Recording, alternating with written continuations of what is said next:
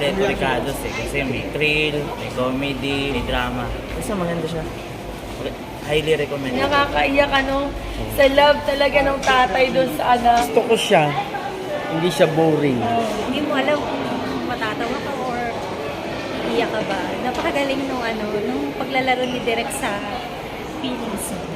Congratulations, Direk. Ikaw lang, pinanood mo yung sarili mo. So, maganda, Direk. Magang mata. Nire-recommend akong panoorin, lalo na ng mga anak. Kayo hindi kayo umiyak? Nakakaiyak po. Super ganda and solid po. Kasulat. Medyo nabitin lang.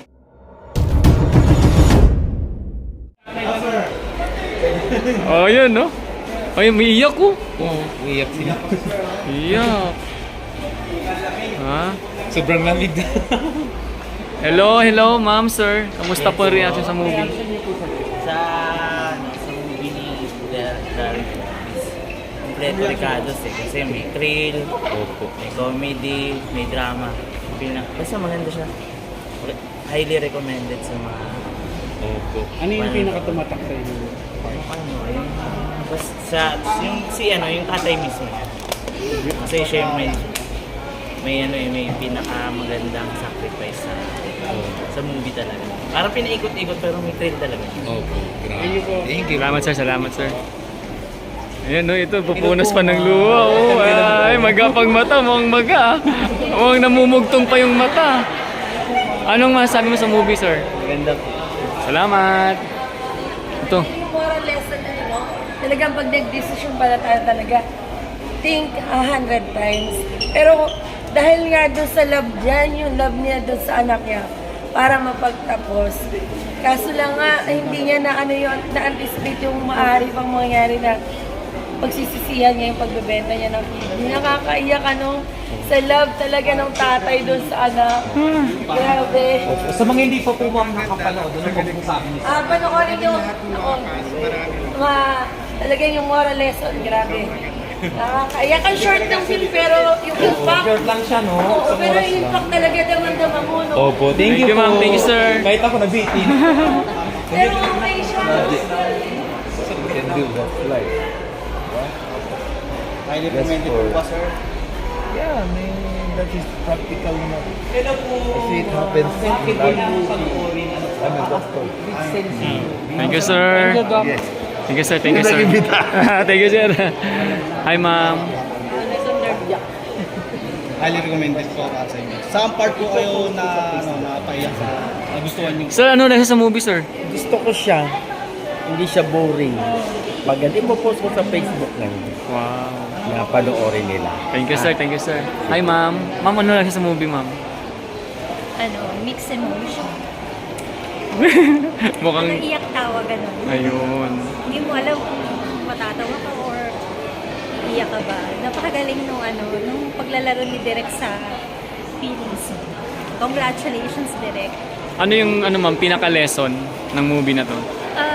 Yung mga magulang talaga natin gagawin yung lahat para sa anak. Ay, mumugtong may mata ni ma'am. Thank you, ma'am. Thank you, ma'am. Thank you, ma'am. Naluluwa na si ma'am. Oh, grabe. Thank you, ma'am.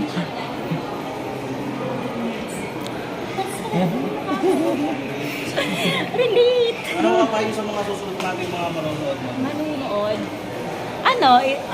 Kasi ngayon kasi, laging more on commercial ang mga movies. So I'd rather watch yung mga hindi man siya commercially ginamit yung marketing para makapag-promote ng maraming manunood. Ito kasi yung values values and character of typical Filipino people, yun ang makikita mo. Hindi siya, ikaw lang, pinanood mo yung sarili mo. So, maganda, Direk. Magang mata. Thank you, ma'am. Thank you, ma'am. Thank you, ma'am. Magang mata, no? Grabe. Grabe, no? Talagang Alam mo yung parang pag lumabas ng sinihan, no? Grabe, no? Grabe mga Magamugtong talaga eh. Iyak talaga. Grabe.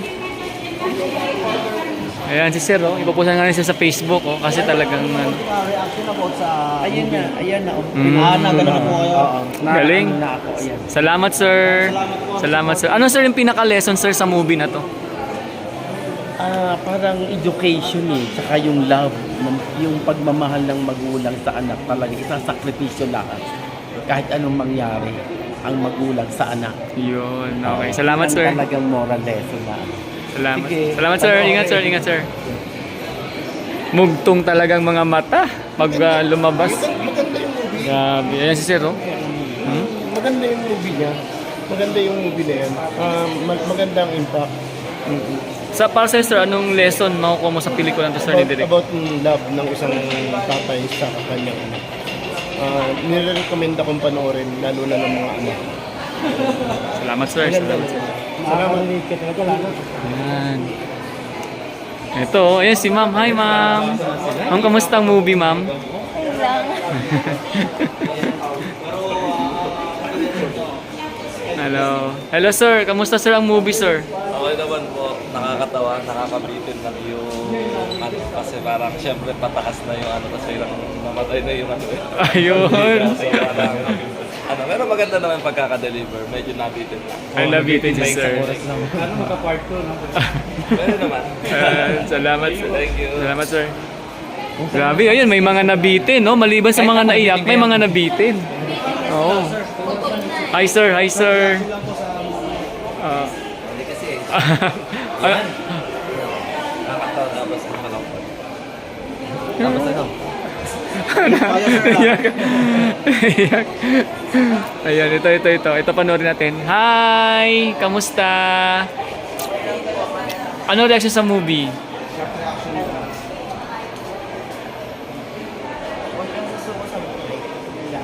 Ang gusto ko sa movie. When you're feeling and nothing will through it, don't give up. Because tomorrow is a whole new world waiting for you. Thank you. Thank you po. Oo, yung mga mami. Kasi siyempre, Censored yun na. So, ano sabi niyo mo sa movie?